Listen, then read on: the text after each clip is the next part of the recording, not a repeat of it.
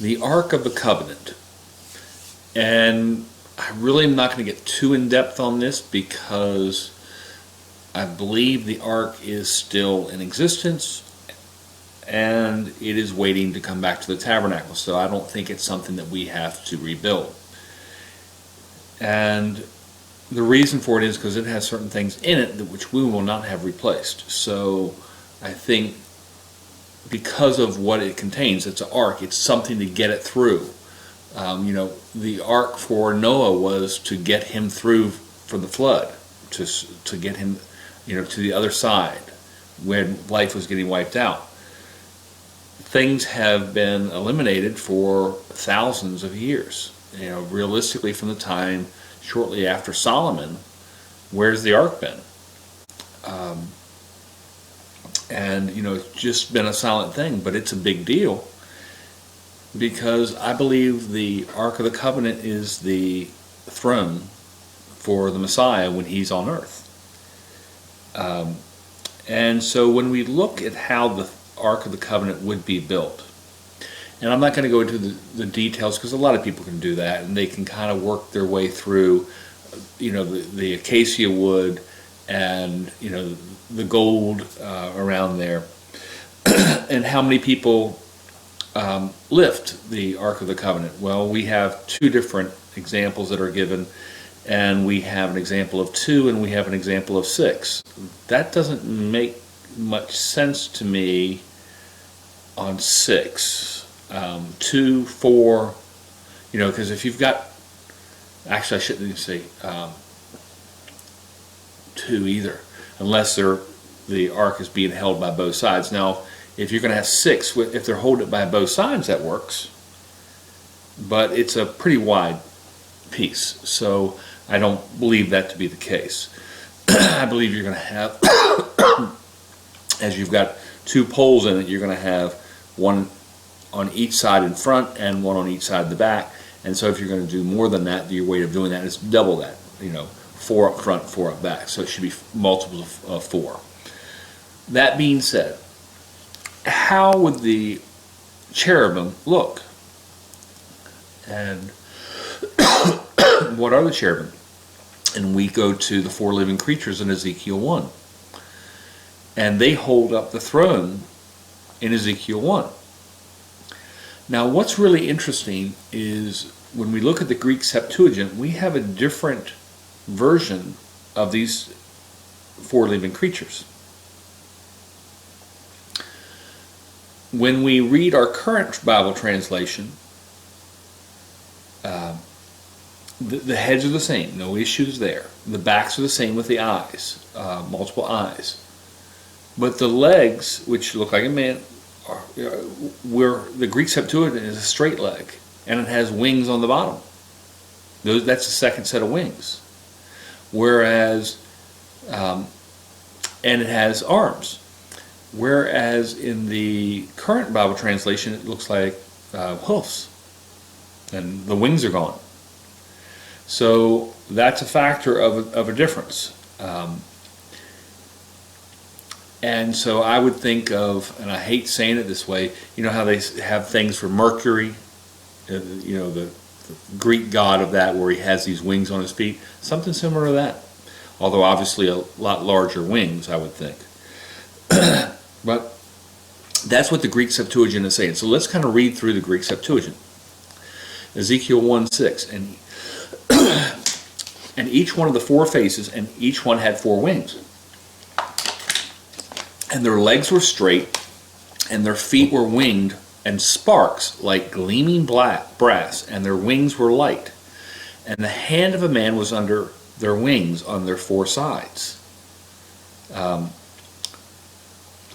So do they have 4 arms or do they have 2 arms? That I don't know. And the faces of them 4 turned not when they went. They went every one straight forward. And the likeness of their faces was the face of the man, and the face of a lion on the right of the 4, and the face of a calf on the left of the 4, and the face of an eagle to the 4. So we have, just like we have the encampments. Now the problem there is we don't know where Ezekiel is standing. Because as he's saying which one's on the right and which one's on the left, if he's coming into the throne room, okay, and we know the throne room, you would enter from the east, and the throne sits at the back wall, so it sits on the far west. Or that's where the Ark of the Covenant is going to be, that's where the throne is going to be. So if you're coming from the east and looking that way, that puts on the north, that would put the lion, and the calf is the south. But in the camps, as the camps camp around the tabernacle, we know the eagle is on the north, the man is on the south, the lion is on the east, and the calf is on the west. So is it, in fact, if he's saying that direction, if it's going to be the same, and I think our Creator would do things the same, it sounds to me like Ezekiel is placed on the south of that room looking at the throne. And that kind of fits when you think about he walks back to see what their backs look like. He's got to do a lot longer walk if he's coming from the east because he has to walk by them. Now, why does that make a difference? Well, because on the Ark of the Covenant, the seat is actually called the mercy seat. Well, what do you think of a mercy seat? I think of the throne seat. The one who sits on there is the one with mercy. And you have these wings coming down. They would act as a bench or a seat to sit on. So the cherubim that would be there, they would have which eyes would be looking, which faces would be looking inward towards each other, because it would be a different one. I mean, if we've got one that's on the north and looking south, then that's going to be the eagle looking south, and it's going to be the man looking north. Okay? And again, if it's the other direction, where you would think if he's coming in from the east, then it would actually be the lion and the ox that are looking in those directions. And look with the lion on the north and the calf on the south, and the lion is looking south and the calf is looking north.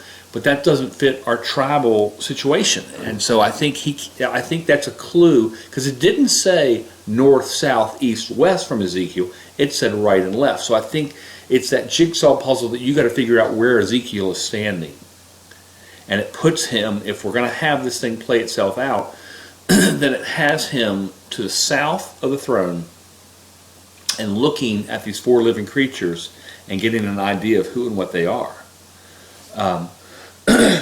Now the other thing is, even if the ark is built,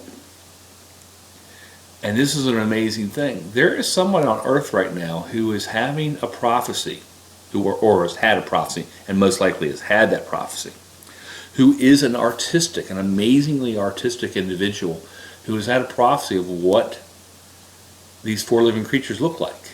Now you could say, well, if the ark is already there and we're going to, get that, and it's probably sitting at Mount Sinai, then why would an artist have to know what the cherubim look like? Well, because if we have to still build the tabernacle, and in that are embroidery of cherubim. And if there is embroidery of the cherubim in the tabernacle, and actually it would be on the curtain coming in and the curtain separating the Ark of the Covenant, the Holy of Holies. And it would be over top of, if you look up to the roof, you would see these cherubim embroidered on the curtain. On the sides, you would just see the gold. And on the outside, and the gold actually has, what are those things called? It's like a dowel. So they fit in amongst each other. They lock themselves in. And then if that wasn't good enough, then it has these bars on the outside that lock them together. So it's very much a very stable structure. And that's before you put on the other coverings, the goat hair, and then you've got the ram skins dyed red, and then whatever this outer layer is, whether it's a manatee, a badger, or a dolphin. It doesn't matter to me which one it is whatever it is. The other aspect, when again we're looking at that ark, actually I think I'm just going to leave it at that, because I think it's an interesting issue trying to figure out which way the heads would be facing. Now again, on the ark, we're not allowed to ever see that. We are not allowed to ever see the ark, because if we do, we die. The only people who can are, the high priest and a very limited number of people who go in under Numbers 4, and they cover everything before the ark and things get moved. They cover the ark with the actual curtain separating, and then they cover the other items that get moved, because if anybody sees the items, they die. But again, it would be interesting, because we'll all make some of these things. There are probably 10,000 people who may be helping to embroider these curtains, these linen curtains with the colors. And the artist will have already he will know what that design is, and he will show this is what the design will look like.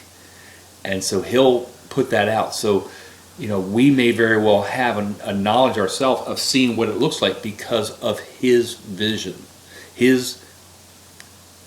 Again, there's no other way of saying it. He's had a vision, and he's the artist. He will come up with that thing. Anybody who actually sews those curtains will know exactly what Ezekiel, the living creatures, will look like. And while we'll never see it again, because we're not going to be able to get into there, that doesn't mean that those people wouldn't be in our tribes and they couldn't tell us what it looks like. So, again, just an amazing thing on the ark and the cherubim. And going to look back to the Greek Septuagint.